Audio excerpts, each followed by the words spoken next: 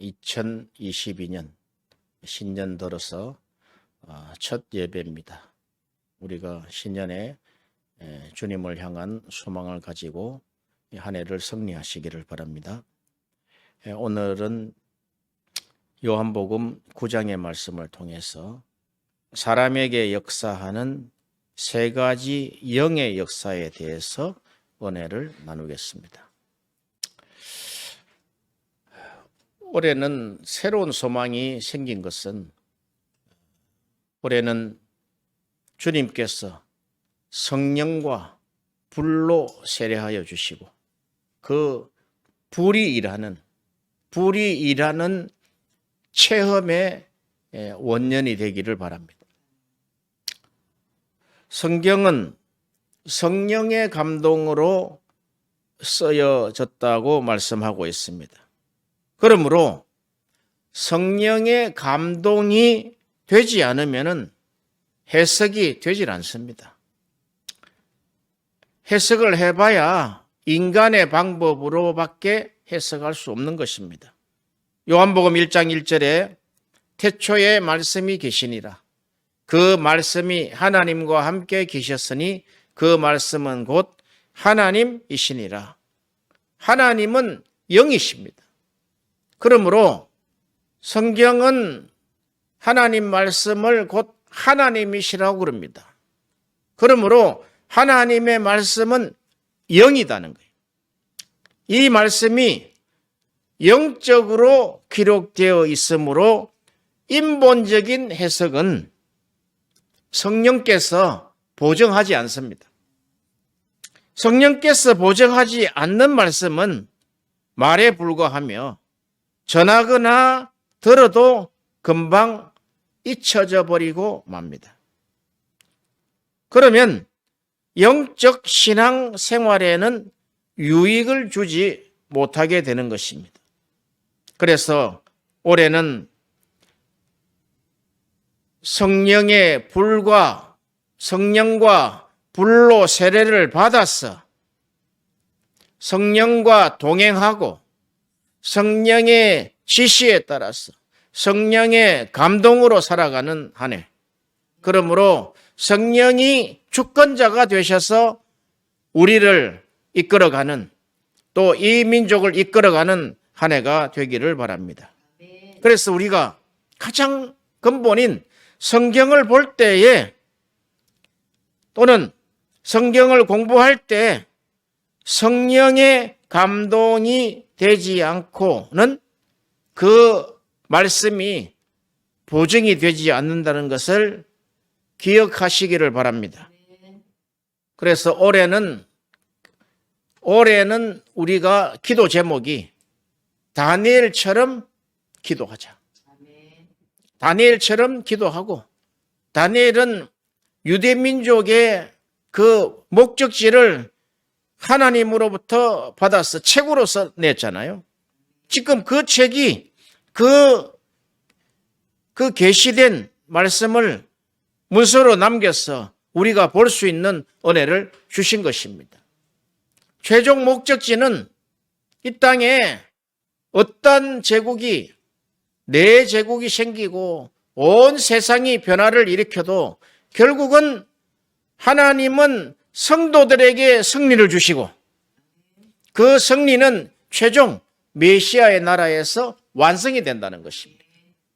얼마나 희망찹니까? 올해 2022년 새해에 희망찬 한 해가 되기를 원하고 우리가 눈이 활짝 열리고 또 영적인 귀가 열려서 하나님의 뜻이 무엇인지를 분별하는 저와 여러분 되시기를 바랍니다. 사람에게 역사하는 세 가지 영의 역사는 성도나 불신자들에게도 똑같습니다. 성령의 역사, 두 번째 천사의 역사, 그리고 사탄의 역사입니다. 우리가 한순간도 방심할 수 없는 것은 하나님이 부리시는 악신이 우리 사람들에게 호시탐탐 역사한다는 것입니다. 왜냐하면은 그 사탄은 인간의 영을 도둑질하고 지옥으로 보내는 도적입니다. 요한복음 10장 10절에 도적이 오는 것은 도적질하고 죽이고 멸망시키는 것 뿐이다, 그렇게 이야기했습니다.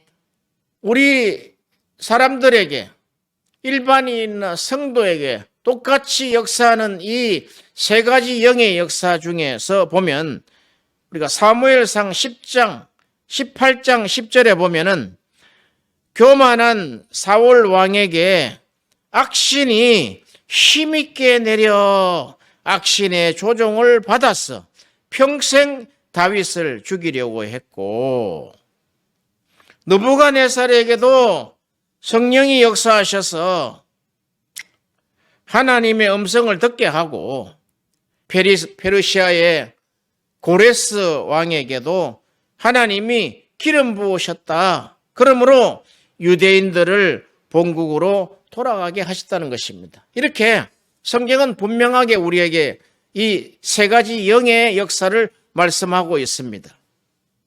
사람의 눈에는 보이지 않지만 성령과 천사의 역사는 복음을 위해서, 성도를 섬기기 위해서 일하는 현장이며, 사탄의 역사는 사탄이 성도를 속이고 죽이고 멸망시키기 위해 끊임없이 일하는 영의 역사가 우리 사람들에게 있다는 것입니다.